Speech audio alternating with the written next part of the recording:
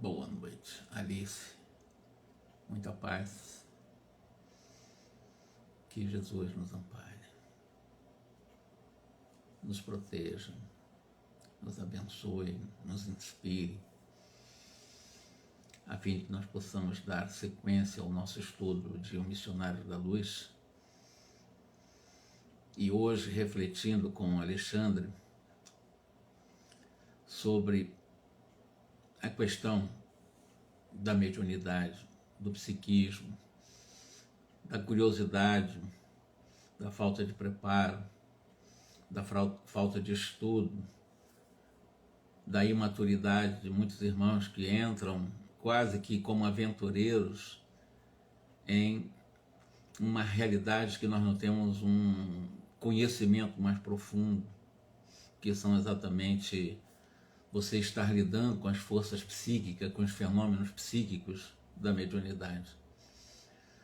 E aí ele faz, o Alexandre, nessa palestra, nessa aula que ele está dando para muitos encarnados, muitos desencarnados, ele vai mostrando em relação ao homem na Terra, né, que quer provas da sobrevivência, quer provas de que a vida continua após a morte, etc.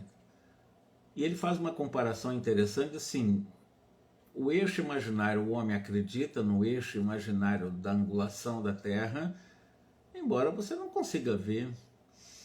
Será que o homem conhece em detalhes também a microestrutura biológica, a biologia de uma forma geral?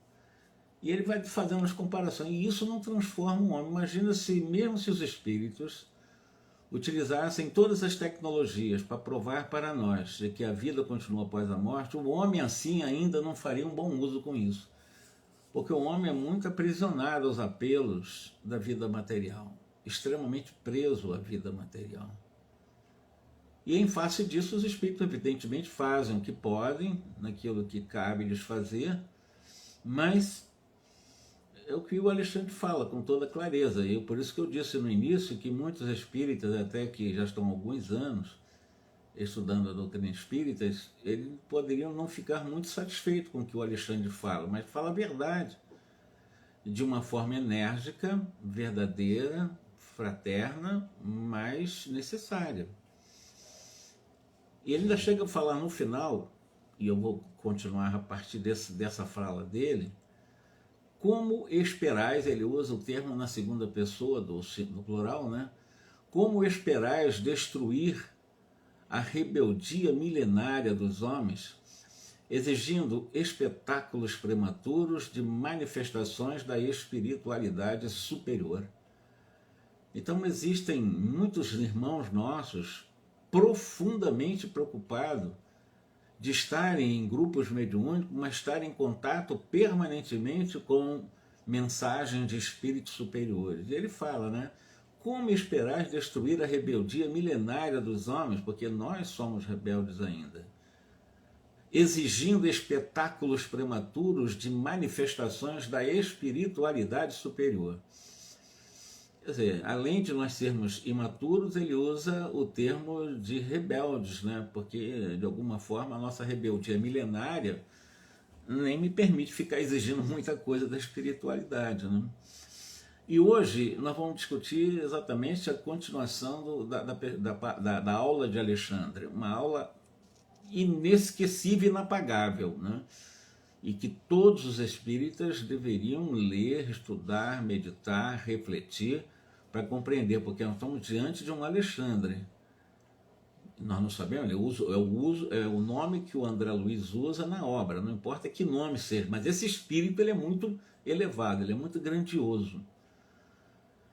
Não, meus amigos, diz ele, é muito importante abandonar os setores dos ruídos externos para iniciardes o desenvolvimento interior das faculdades divinas. Extremamente importante para todos nós.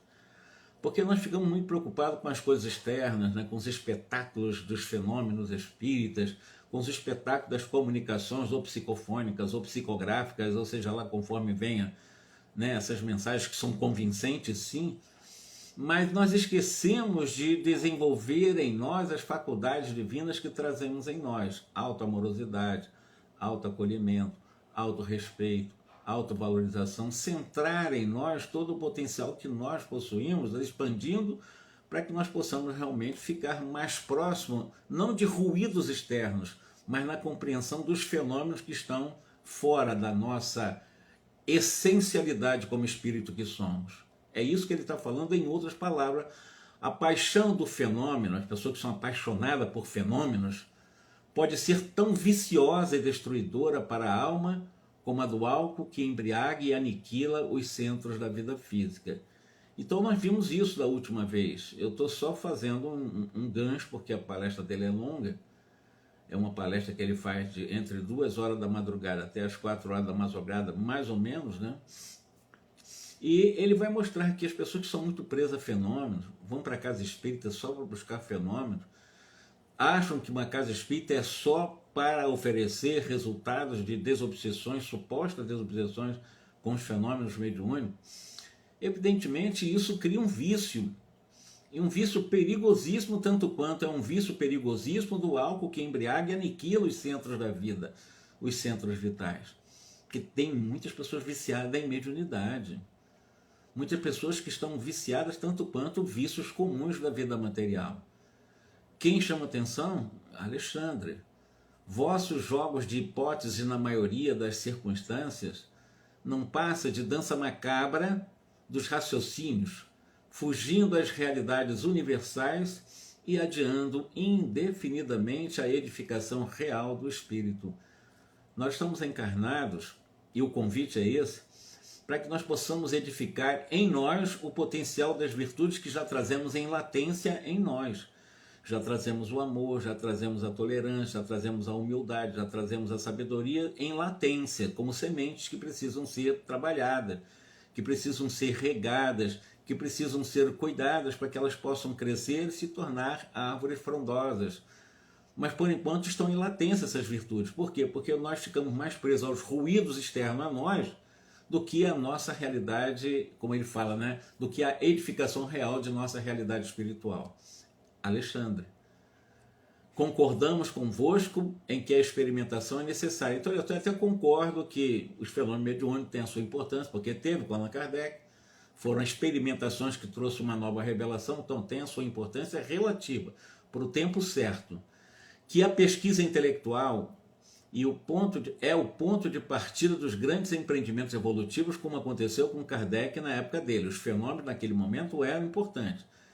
Que a curiosidade respeitável é mãe da ciência realizadora, uma outra frase de peso, considerando os grandes pesquisadores que foram curiosos, por curiosidade. Allan Kardec, ele foi exatamente um instrumento utilizado por Jesus para que nós pudéssemos ter materializado hoje uma doutrina maravilhosamente grandiosa e excelsa demais para, como um convite, nos lançar para a nossa evolução. Que todo e qualquer processo de conhecimento exige campo de observação, exige campo de trabalho, como é imprescindível o material didático nas escolas mais simples.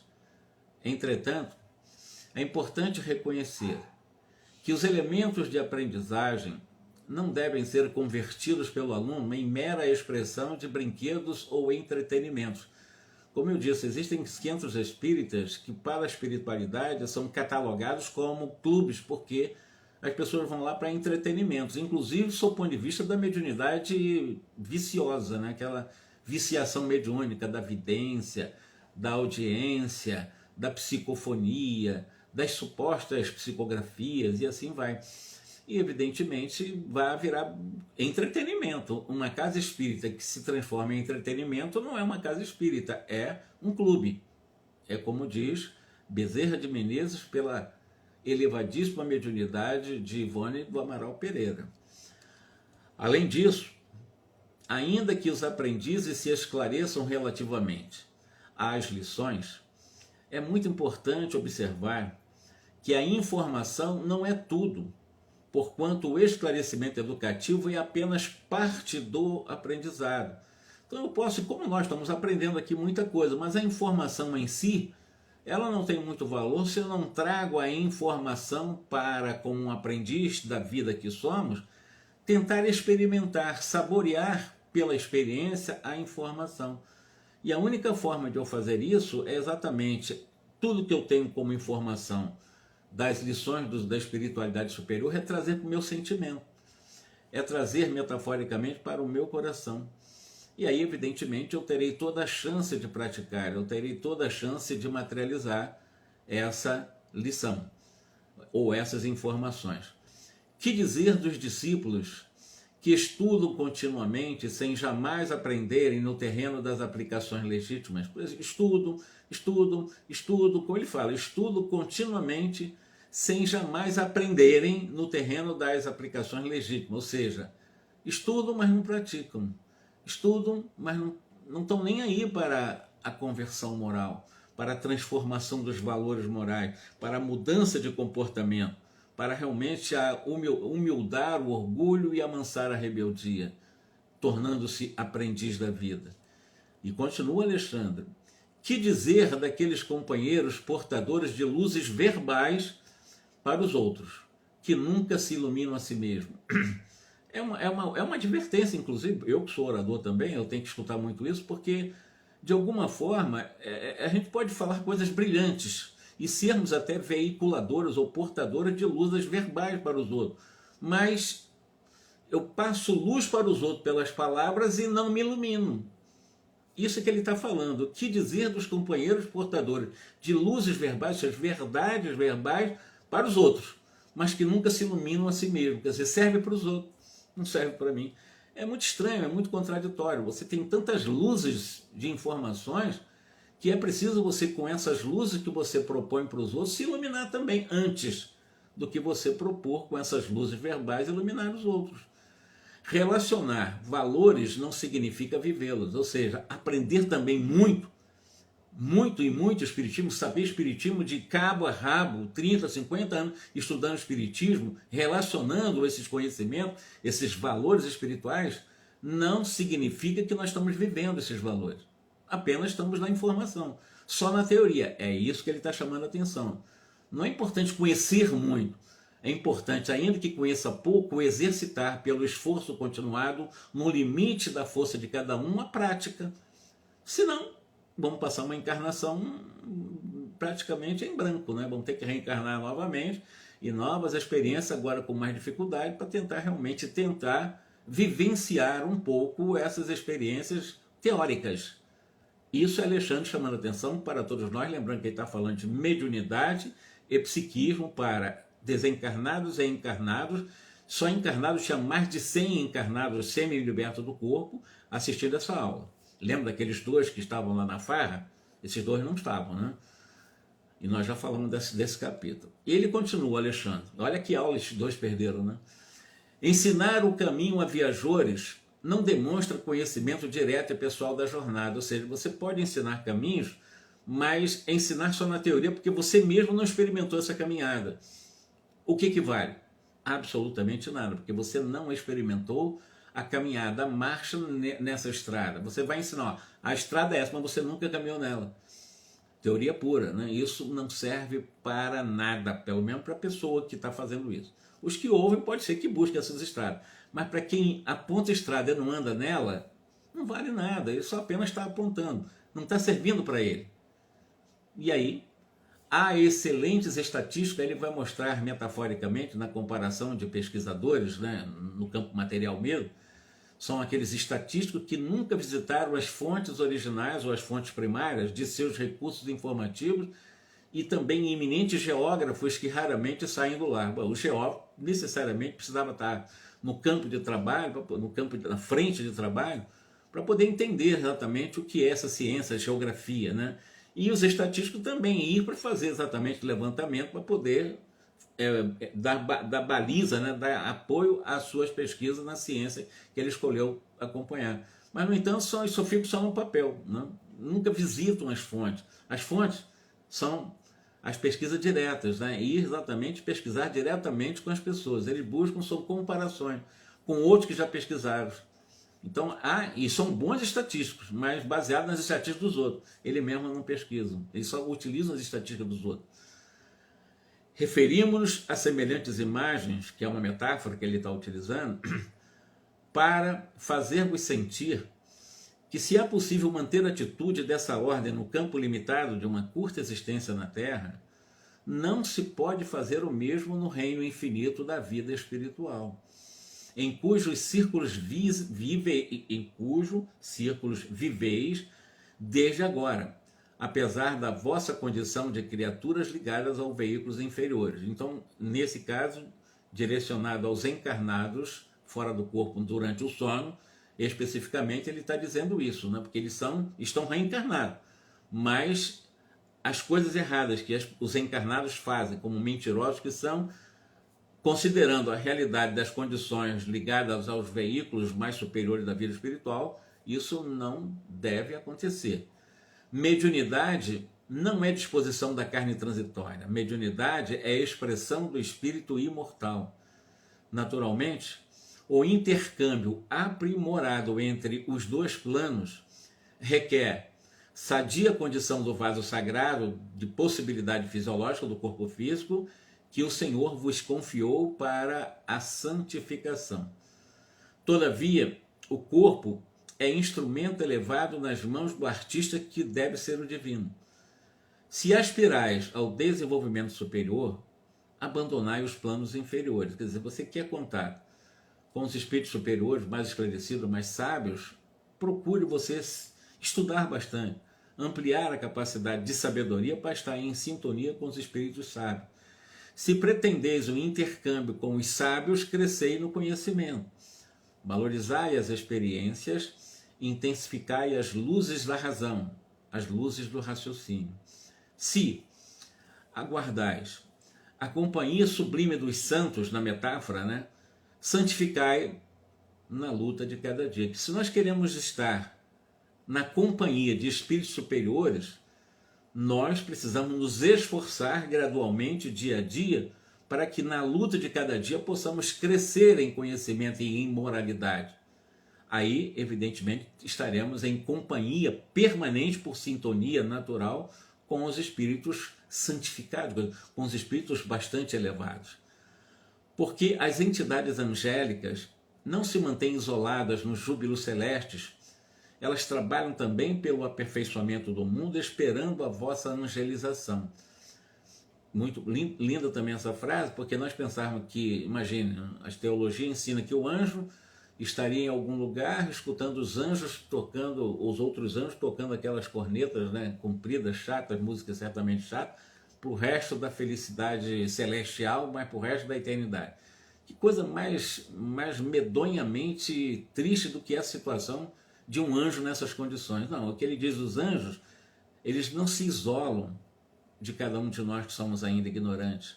Eles continuam trabalhando para que nós possamos nos aperfeiçoar, e eles estão nos esperando esse processo de auto-angelização, ou seja, o nosso processo de auto-aprimoramento. Então ele nos aguarda, ele não se isola e nem nos deixa isolados, porque nós já ouvimos falar em anjo de guarda. Todos nós temos um anjo de guarda, todos nós temos um espírito protetor. Não tem um ser humano que não tenha um anjo de guarda e um espírito protetor, porque Deus é amor, Deus não pune. Deus é um excelso amor, energia pura de amor. Então Deus, ele não quer realmente a morte do pecador, como se diz, o Paulo dizia, mas do pecado, né? Dos erros, não do pecador. Ele quer preservar todos nós, ainda que estamos errando, mas ele quer nos preservar, por isso ele nos oferece anjos de guarda, espíritos protetores, espíritos amigos, espíritos companheiros, e assim vai. Todos nós temos essas companhias. Agora nós temos que estar em contato com eles, porque eles não vão entrar em contato conosco se nós nos fecharmos para eles. Se desejais a presença dos bons, tornai-vos bondosos por sua vez. Alexandre. Sem afabilidade, sem doçura, sem compreensão fraternal e sem atitudes edificantes, não podereis entender os espíritos afáveis e amigos, elevados e construtivos. Então o convite é afabilidade, doçura, serenidade, compreensão fraterna, atitudes que edificam, né, para que nós possamos atrair esses espíritos que possam, a cada um de nós, ser bastante afáveis, amigos, por suas elevações, nos levar ao caminho da construção da nossa estrada, com segurança. Se não seria razoável encontrar... Aliás, ele vai mostrar uma coisa interessante nessa metáfora. Se você não se abre para os espíritos superiores, eles não podem fazer muito por você. Se você não se abre para... Você não se torna...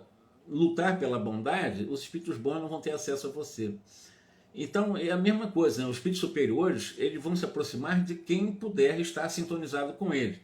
Na metáfora, ele diz o seguinte: não seria razoável encontrar Platão, o grande filósofo grego, né, ensinando filosofia avançada a tribos selvagens e primitivas. Não há como. Há uma incompatibilidade entre todo o acervo de conhecimento intelectual e filosófico de Platão e ele querer ensinar a umas tribos que estejam bem no interior, digamos, do norte do Brasil. Não vão aprender absolutamente nada, seria uma perda de tempo absurda, né? E nem pensarmos em Francisco de Assis operando com bandidos, no sentido de trabalhar junto e fazer as mesmas artimanhas, né? Programando as bandidagens, né? Com os nossos irmãos malfeitores. Será que dá para imaginar isso? Francisco de Assis arquitetando maldade com os bandidos para azucrinar a vida na sociedade? Então não faz sentido uma coisa dessa. Não será admissível a integração dos espíritos esclarecidos com as almas rigorosamente agarradas às manifestações mais baixas e grosseiras da existência carnal. Ponto. Ou seja, será que há possibilidade dessa integração dos espíritos superiores esclarecidos com as pessoas que estão profundamente agarradas a uma vida mais baixa da vida material, às paixões da vida material, dessa vida grosseira da existência carnal? Impossível, impossível. Para que nós possamos estar em contato com eles, eu preciso me esforçar, não é me santificar, porque ninguém se santifica do dia para a noite.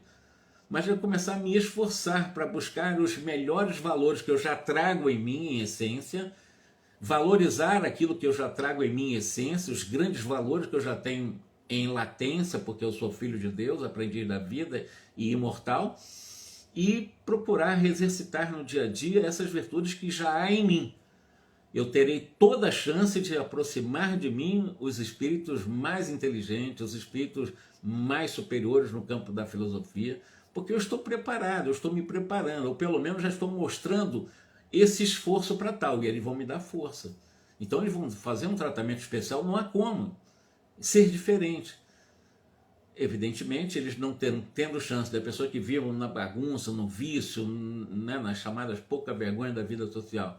Eles não têm acesso a essas pessoas. As pessoas estão querendo mais ir para bandalha, como falava no Rio de Janeiro, né? Ir para bares beber, falar mal dos outros, para briga, para jogo, para isso, para aquilo. Quer dizer, as diversões, quando sadias, elas são importantes para os seres humanos que precisam delas. Mas até a diversão ela precisa ser seletiva, ela precisa ser selecionada. Divertir com inteligência, divertir sem entrar no mundo das baixas grosserias da vida humana, né? Você pode se divertir de uma forma sadia, não vai perder contato com seus mentores espirituais, evidentemente.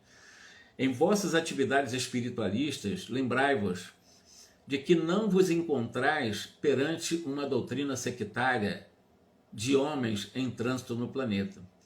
Permaneceis no movimento divino e mundial, um movimento de libertação das consciências, numa revelação sublime da vida eterna e de valores imortais para todas as criaturas de boa vontade. Então não é para todos, são aqueles que de alguma forma, se lembram, muitos são chamados, poucos os escolhidos.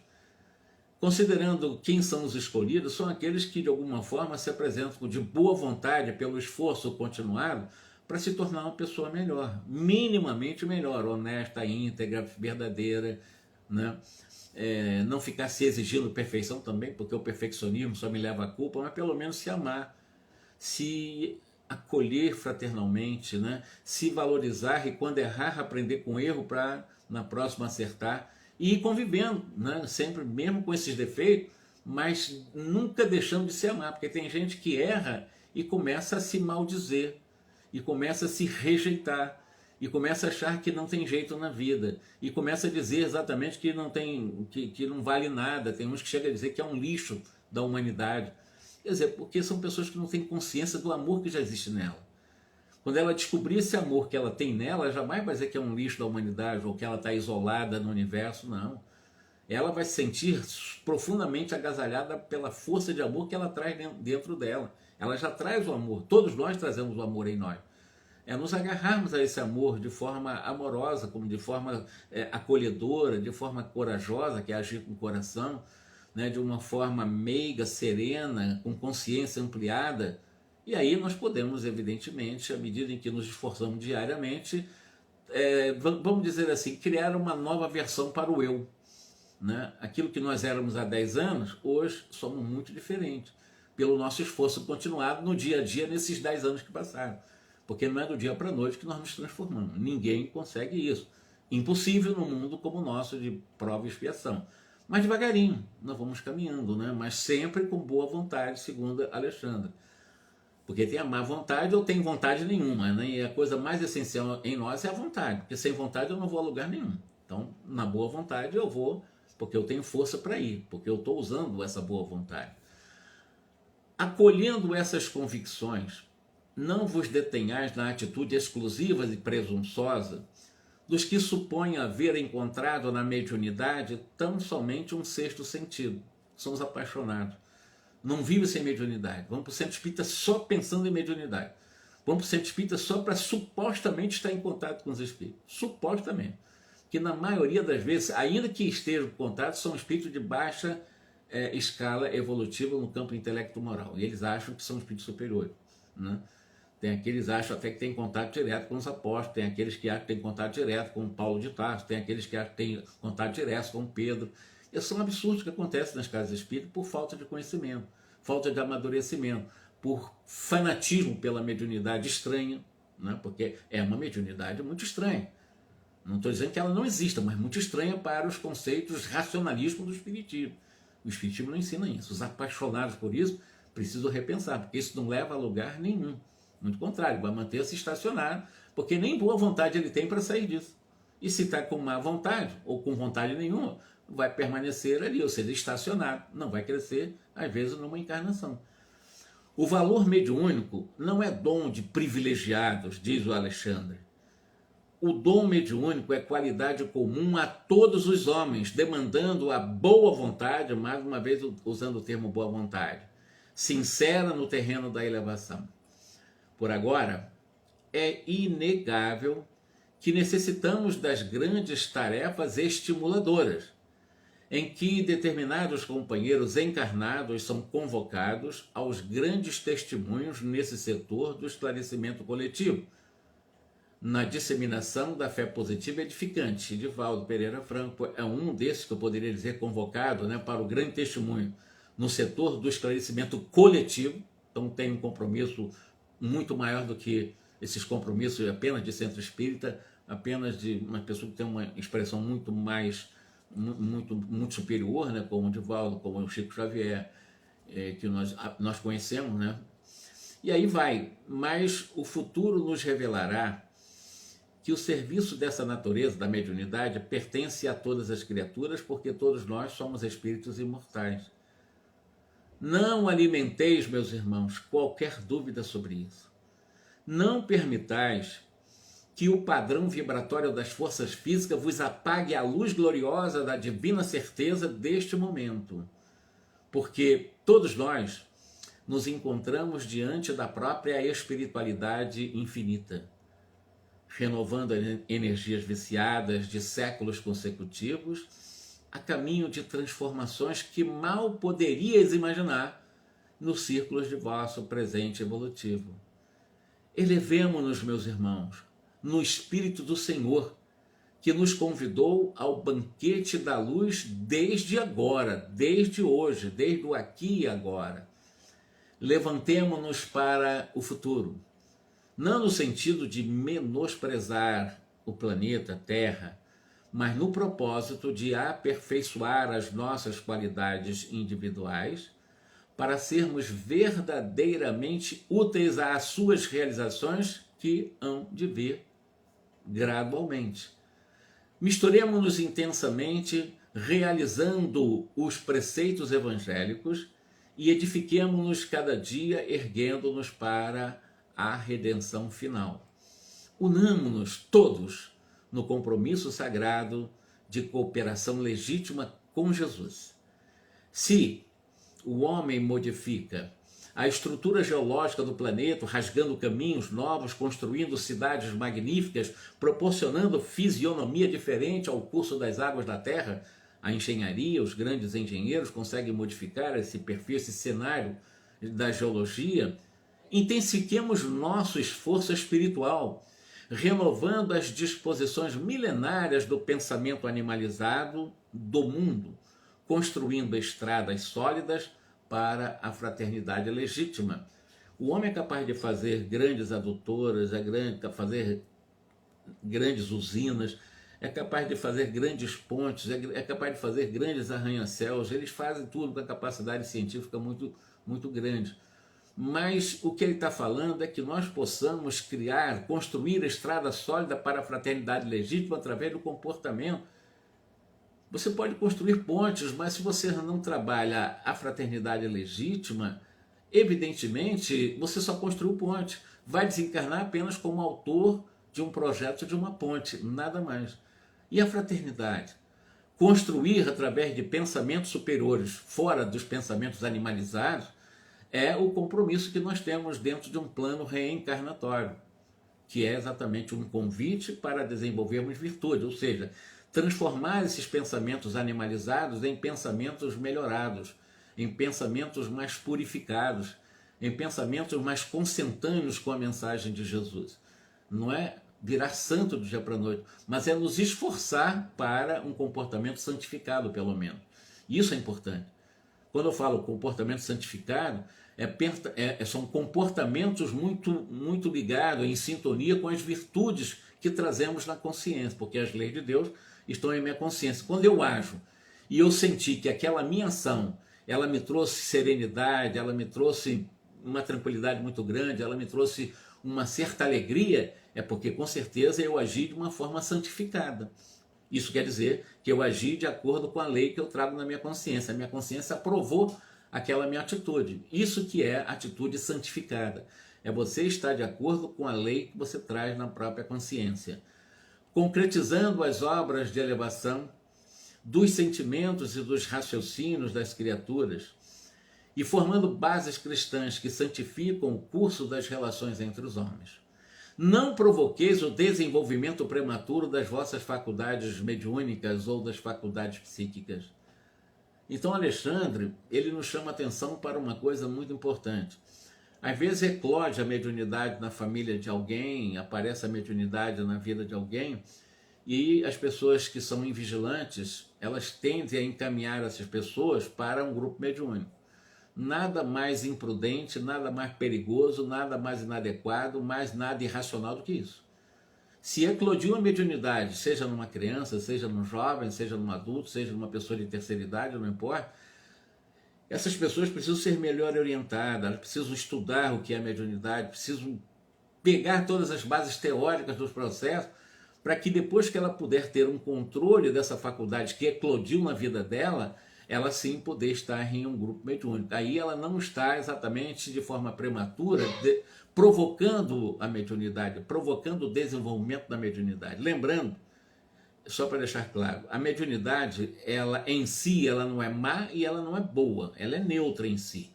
Assim como o olhar também, quando você tem a capacidade de visualizar as coisas, essa capacidade de visão, ela não é má nem é boa, depende de como você faz o uso da visão. A mesma coisa a mediunidade. Se você fizer um mau uso, ela acaba se tornando realmente um instrumento que vai ser, a seu desfavor, trazer exatamente muita angústia para você. Então, a mediunidade em si, ela não é boa nem má. Ela é neutra em si. É o que nós fazemos com ela. Agora, não podemos, como ele fala aqui, podemos, mas não devemos, né? Porque o poder é liberdade.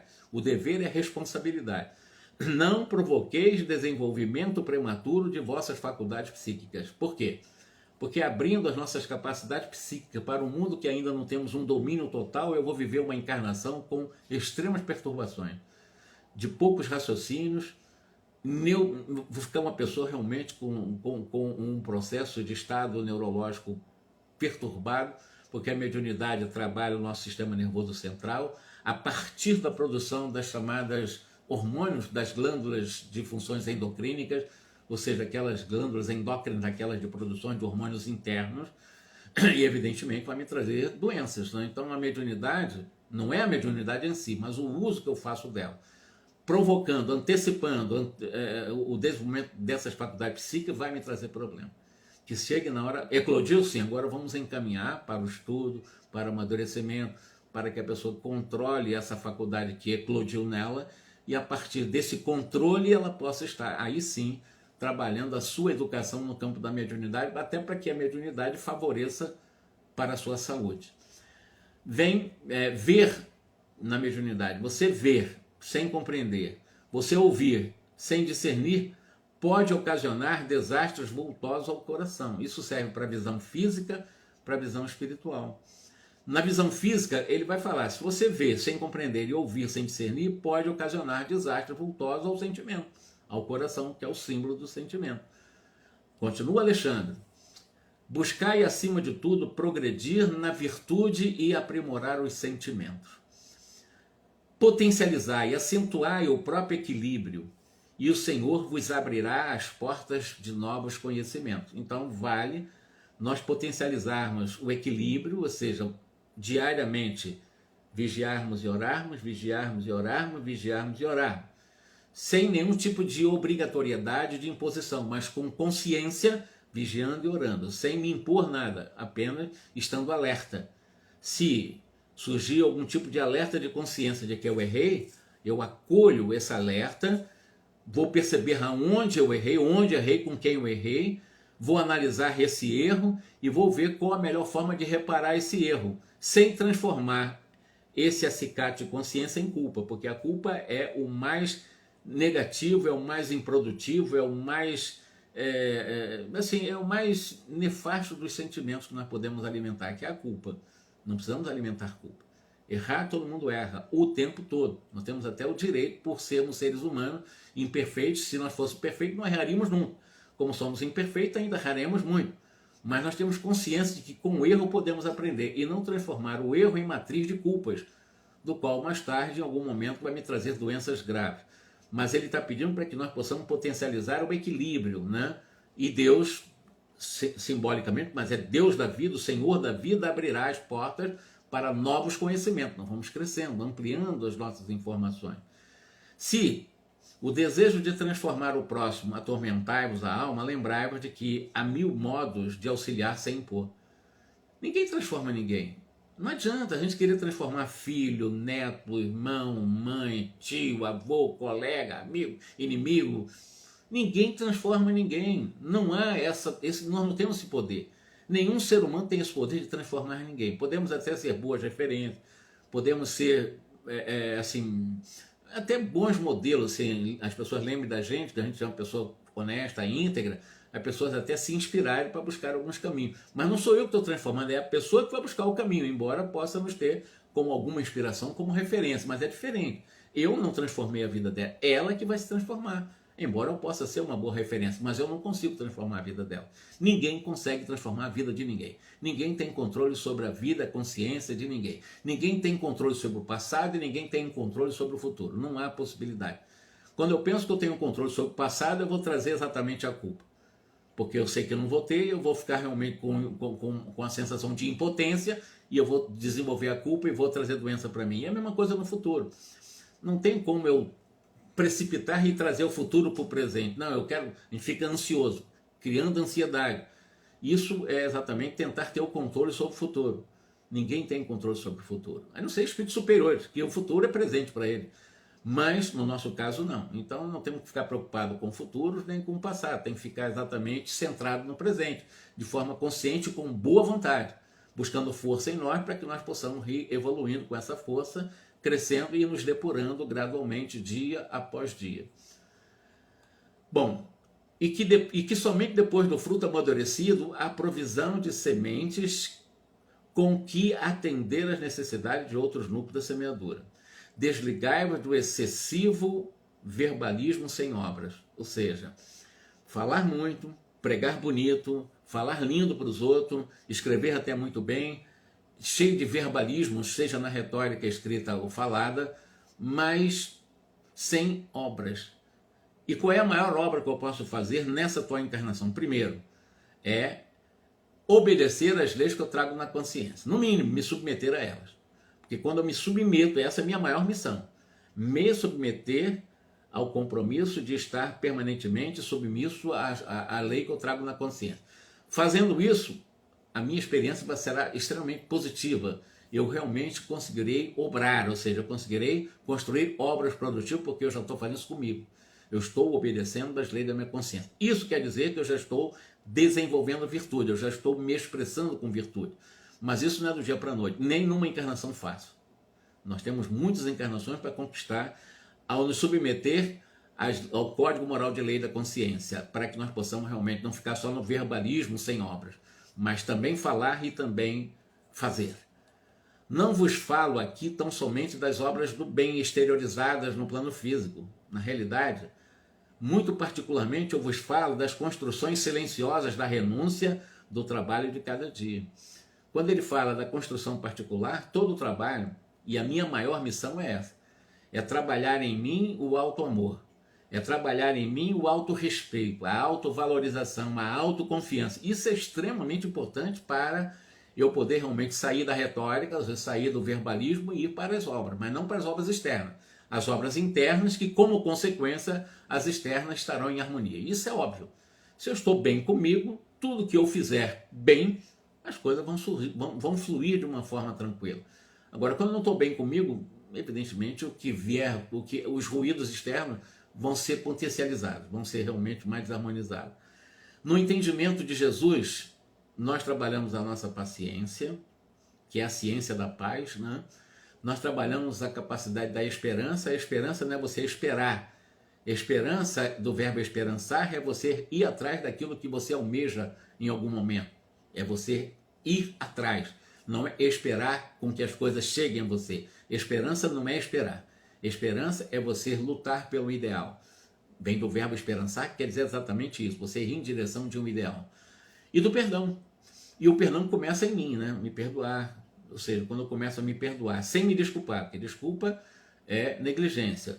O perdão é a capacidade consciencial de eu saber que eu tenho o direito de errar, porque eu sou ainda imperfeito, e eu tenho o dever de corrigir o erro que eu cometi. E aí, evidentemente, eu tenho que trabalhar o auto-perdão para corrigir o erro que eu cometi, e com o auto-perdão, com facilidade, eu diria que não é que eu vou perdoar os outros, não, que eu nem vou precisar perdoar os outros, porque eu já vivo dentro de mim esse perdão que eu aprendi. Eu já consigo me perdoar. Eu já consigo conviver com meus erros, e com eles eu estou aprendendo e com eles eu estou corrigindo. Eu não estou ficando estacionado no meu erro. Eu aprendo com eles. Eu não transformo eles em culpas. Então eu me perdoo. Nesse sentido, aprendendo com o erro e crescendo. Ninguém é obrigado a errar. Mas, como nós somos ainda imperfeitos, necessariamente nós vamos errar. Porque nós não conhecemos tudo. Nós não temos toda a sabedoria. Nós não somos espírito elevado. Então nós temos que aprender de alguma forma. Somos aprendizes. E como aprendiz, o aprendiz acerta e erra. Aprendiz acerta e erra o tempo todo. Então é não transformar o erro em culpa. Transformar o erro em um convite para o acerto, consertando esse erro. Esse é o convite da vida. E isso eu faço amorosamente, com paciência, com esperança, com auto-perdão, que se efetuam portas adentro da alma no grande país de nossas experiências íntimas. Nossa experiência interiores. Alexandre que fala isso, não sou eu não. Eu estou apenas falando com minhas palavras o que ele está dizendo, dando a sua aula lá para os que estão assistindo nesse momento. Em todos os trabalhos terrestres, transformai-vos na vontade de vosso Pai em vossos serviços de fé.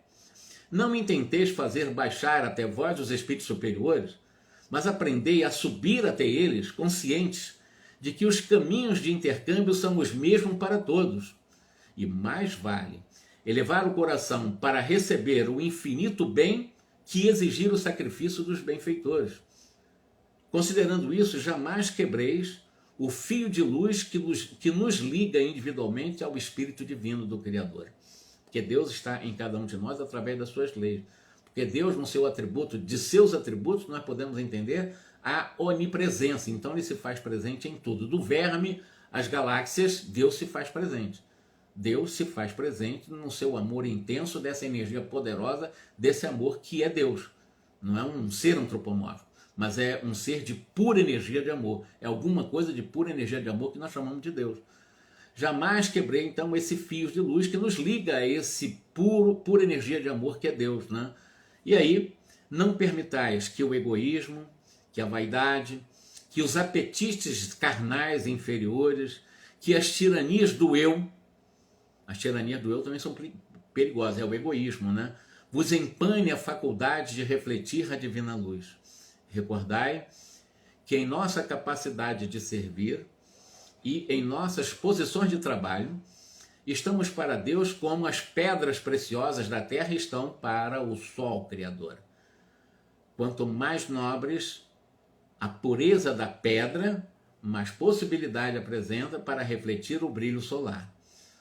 Colocai, diz o Alexandre, as expressões fenomênicas de vossos trabalhos em segundo plano, lembrando sempre de que o espírito é todo. Mais uma advertência maravilhosa. Priorizar a questão das expressões fenomênicas da mediunidade. A pessoa sabe que o espiritismo é só fenômeno. Espiritismo é só mediunidade. Centro espírita tem que ter obrigatoriamente fenômeno mediúnico. O que ele está falando aqui?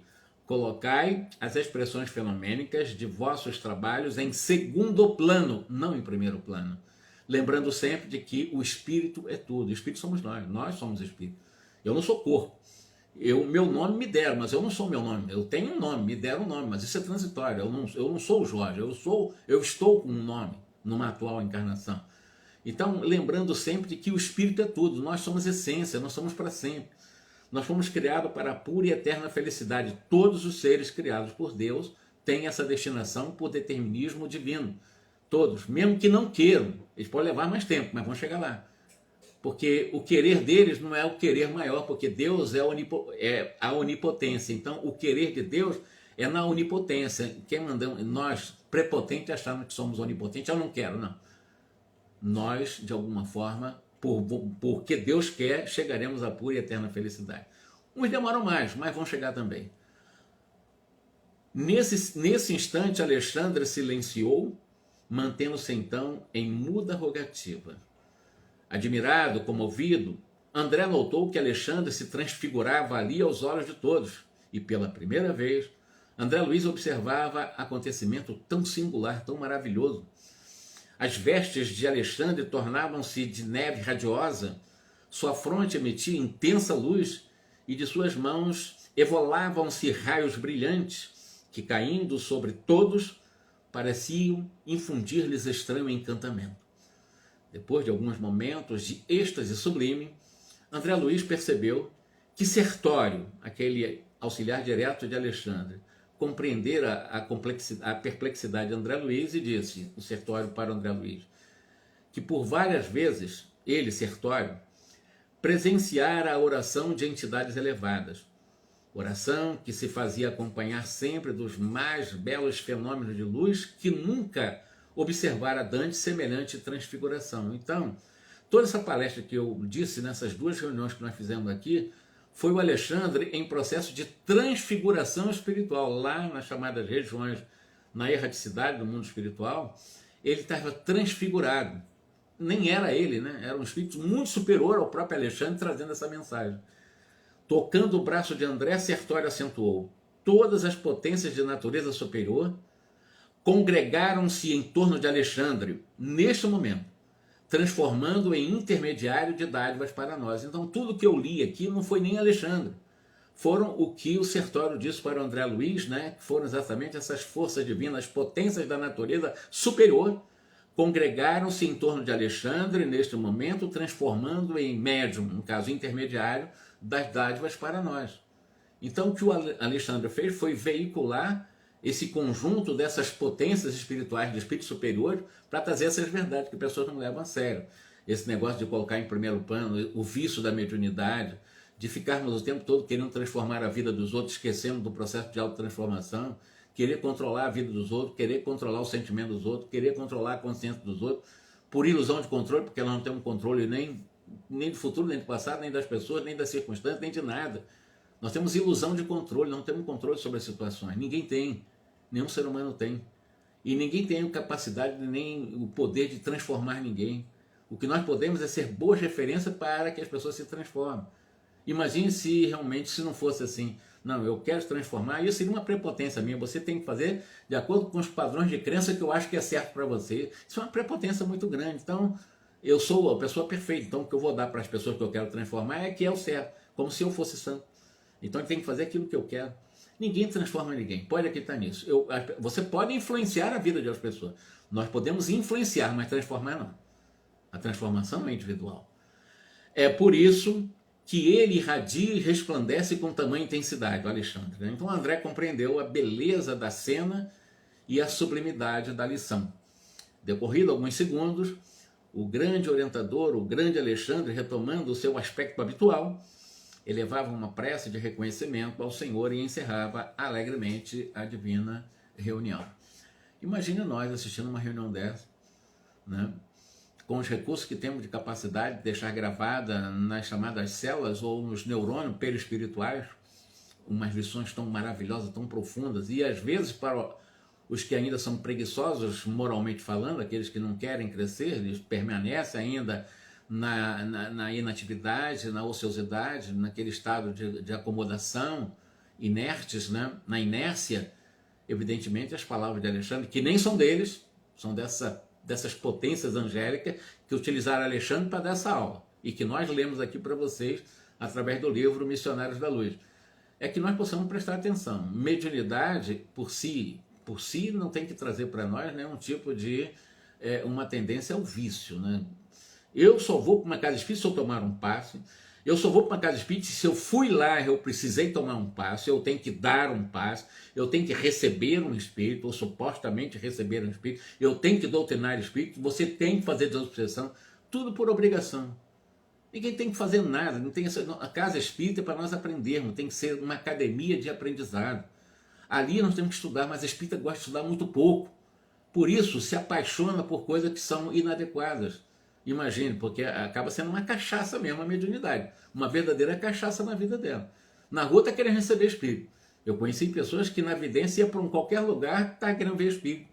Qualquer lugar ia numa reunião de 3 pessoas que estavam vendo espírito, o tempo todo com vício da vidência. Quer dizer, são pessoas que não estudam. E eu era muito jovem na época, nem conhecia o espiritismo como eu conheço, quase 50 anos depois. Então é uma cachaça, a mediunidade acaba sendo uma cachaça porque as pessoas acabam não compreendendo. Ela é importante, é um instrumento importante, mas ela não é tudo, e temos que colocar os fenômenos da mediunidade em segundo plano, porque primeiro plano é o conhecimento, a informação, o sentimento da informação para a experiência, para vivenciar. Aí sim, nós estamos numa casa espírita verdadeiramente equilibrada que nos convida a esse exercício. Mas repito, se for percorrer as casas espíritas de hoje, dificilmente esteja acontecendo. As pessoas realmente acham que casa espírita é só para mediunidade. Só se justifica uma casa espírita se tiver mediunidade. Claro que ela é importante, ninguém está dizendo que ela não é importante. Desde que os que lidam com ela estejam realmente bem orientados, bem informados, bem equilibrados, se esforçando para a mudança de comportamento com outros valores, aí vai ser bom para ela, vai ser bom para o grupo, coletivamente falando, e é bom como essa centro espírita como uma grande escola também. Nesse caso, realmente vale a pena pensar, não ficar preso, mantendo ainda em segundo plano, mas dando a importância que ela merece para que as pessoas realmente possam fazer dela um instrumento de progresso e não um instrumento de perturbação, doença e até desencarnações. Sim, desencarnações. Dependendo do processo de obsessão, ela pode ser tão intensa, sugando tanta energia que a nossa energia vital pode ir embora, porque eu me fecho aos espíritos protetores, eu sou socorrista e eu nem dou chance para eles me ajudarem. Então, em algum momento eu vou escolher até bloquear uma possível ajuda dos socorristas, por causa de uma mediunidade torturada. Não é a mediunidade, pela minha escolha, que me torturei em função de um desenvolvimento prematuro da mediunidade. Fica aqui a nossa mensagem, então. Eu vou falar sobre materialização com ainda o Alexandre, ele vai falar sobre materialização do espírito, um fenômeno maravilhoso também, que nós vamos estudar com ele na próxima quarta-feira, no próximo sábado, tá bom? Que Jesus nos abençoe, muita paz no coração de cada um, muita alegria no coração de cada um, muito esforço continuado, sem violência, né? Sem exigência, sem negligência, com responsabilidade, para que nós possamos hoje ser um pouquinho do que nós fomos ontem e amanhã um pouquinho melhor do que nós estamos sendo hoje. Boa noite para todos.